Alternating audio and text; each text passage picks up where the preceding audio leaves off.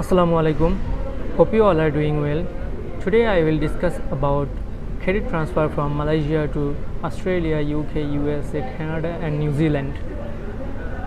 Actually, I had made two videos about higher study in Malaysia. After that, I got lots of questions about credit transfer via call and messages. So now I'm gonna explain about that.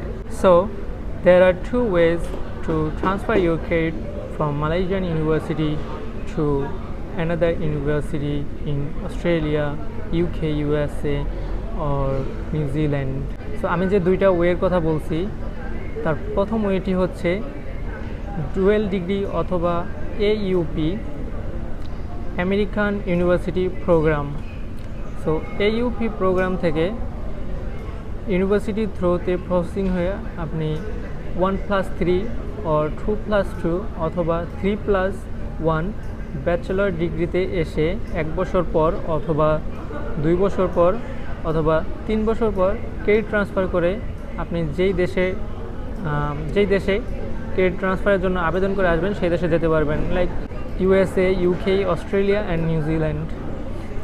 So এই university হচ্ছে private ইউনিভার্সিটির মধ্যে খুবই high rank, like Taylor's, FU, INTI, Sunway, Monash and Swinburne university মনে হয় যে এখানে শাখা আছে, লাইক মোনাস। আরেকটা অস্ট্রেলিয়ার ইউনিভার্সিটিরও এখানে ব্রাঞ্চ আছে। সো এরকম যে অন্য দেশের ইউনিভার্সিটিগুলোর এখানে কোলাবোরেশন আছে অথবা তারা লিঙ্কড আপ একসাথে কাজ করে, এখানে ব্রাঞ্চ আছে।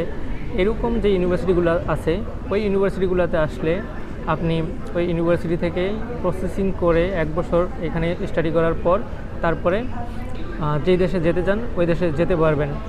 এবং many students want to move European countries like Denmark, Holland, Finland, Germany, Australia, Italy, France. So European কান্ট্রিতে ক্রেডিট ট্রান্সফারের এরকম অফিসিয়াল কোনো ওয়ে নাই যেটা ইউনিভার্সিটি থেকে প্রসেসিং করে আপনাকে অন্য দেশে ক্রেডিট ট্রান্সফার করার জন্য সহায়তা করবে, এরকম কোনো বিষয় না। তবে কিছু ইউনিভার্সিটি আছে like Segi university, they have dual degree, like সুইজারল্যান্ডের ডুয়েল ডিগ্রি তারা প্রোভাইড করে। এরকম কিছু ইউনিভার্সিটি আছে যেখান থেকে আপনি ডুয়েল ডিগ্রি প্রোগ্রামে এসে 1 বছর অথবা 2 বছর পরে, if you want to transfer your credit you must complete 25% of your total credit hour. So সেগি ইউনিভার্সিটির মতো এরকম ডুয়েল ডিগ্রি কোর্সে এসে আপনি চাইলে ইউরোপিয়ান কিছু দেশে মুভ করতে পারেন।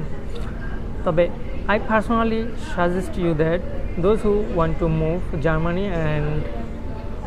Germany and Austria, actually Germany and Austria require 13 years study to pursue bachelor degree in their country.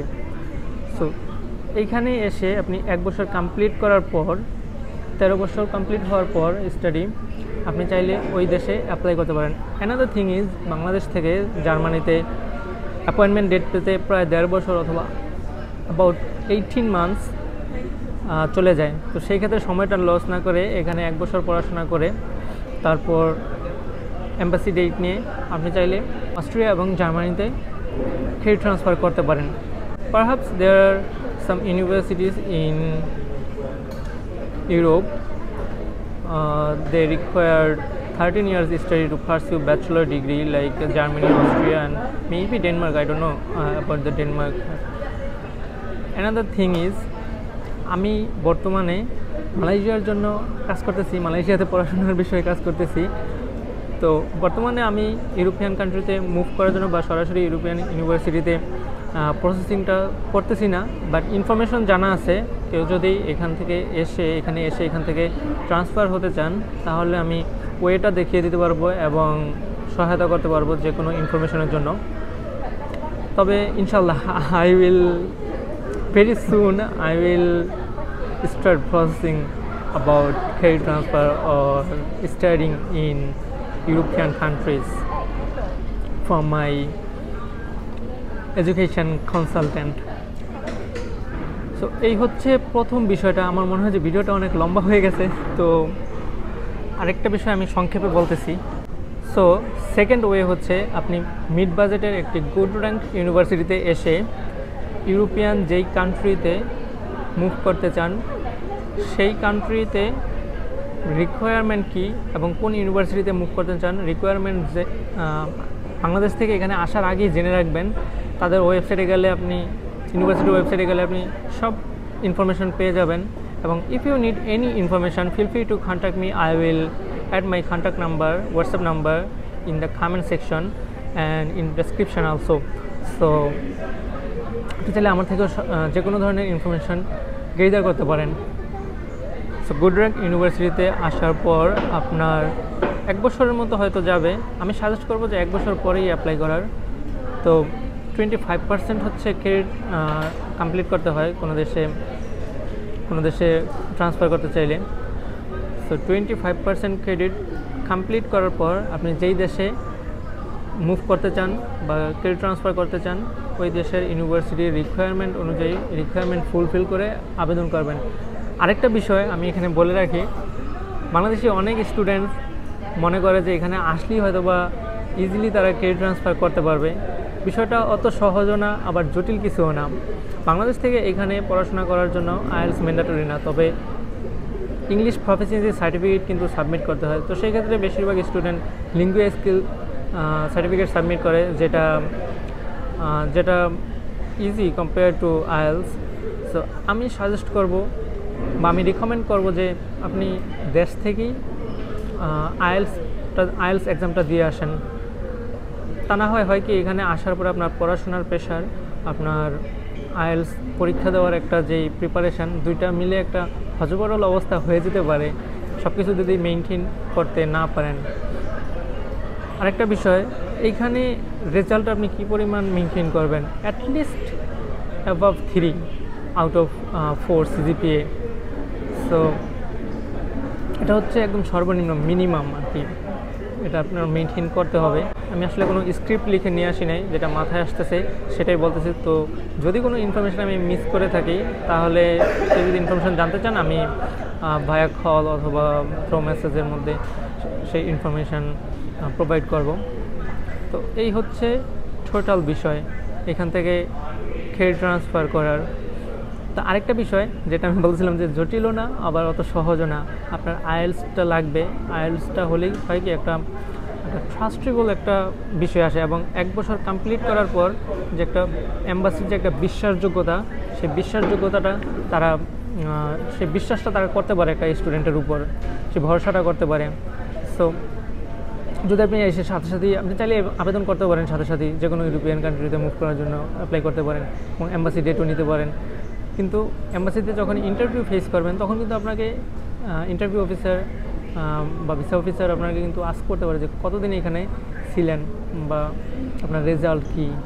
So সেই ক্ষেত্রে আপনার ভালো একটা রেজাল্ট এবং এখানে একটা মোটামুটি একটা সময় 1 থেকে 1.5 বছর স্টে করা, it's you can stay in a safe zone for make them understand that you are a genuine student and you really want to study in their country or in their university. So এই হচ্ছে বিষয়। আর আরেকটা বিষয় আমি পাশাপাশি বলে রাখি, it's totally out of topic.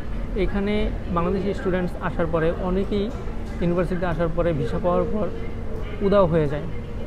আমি যখন আমার প্রিভিয়াস ইউনিভার্সিটিতে ছিলাম, পারানা ইউনিভার্সিটি, তো ওইখানে আমাদের ইংলিশ লিটারেচারের একটা টিচার ছিল যে মাঝে মধ্যে আমরা যতজন স্টুডেন্ট ছিলাম ওইখানে মাঝে মধ্যে আমাদের বলতো যে আমাদের নর্মটা ঠিক করার জন্য অলওয়েজ তিনি আমাদের বলতেন।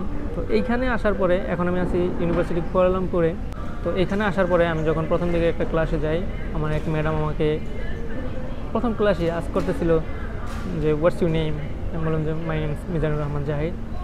পরে বললো যে Mizan, are you really full time student?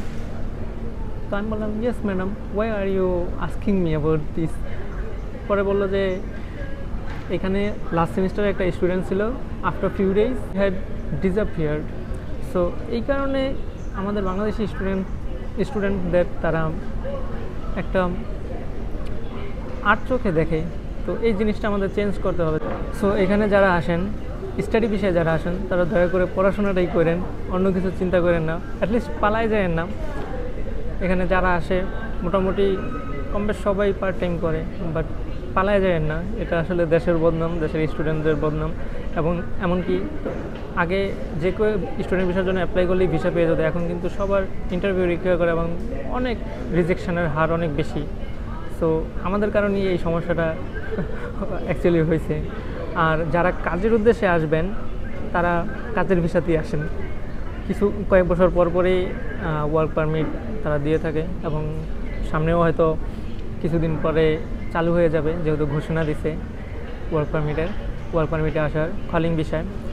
So আমার কোম্পানি যেটা বৈশাখী ট্রেড ইন্টারন্যাশনাল, এখান থেকে শুধু স্টুডেন্ট ভিসার প্রসেসিংটাই করি এবং আমাদের অফিস যে নয়াপল্টন ইস্টার্ন ভিউতে অবস্থিত, একই জায়গায় অবস্থিত সাগর ট্যুরস অ্যান্ড ট্রাভেল। তো সেখান থেকে হচ্ছে ওয়ার্ক ভিসার প্রসেসিংগুলো হয়ে থাকে। তো আপনারা চাইলে ওয়ার্ক ভিসার প্রসেসিংগুলো সাগর ট্যুরস অ্যান্ড ট্রাভেলস থেকে করতে পারেন, যেটা যে অফিস একই জায়গায় located, Eastern View building, Nayapaltan, Dhaka, Bangladesh. So আজকের ভিডিওটা মনে হয় যে অনেক লম্বা হয়ে গেছে। Hope you guys this video helped you. So Allah Hafiz for now. See you later in another video about other topics. So Allah Hafiz.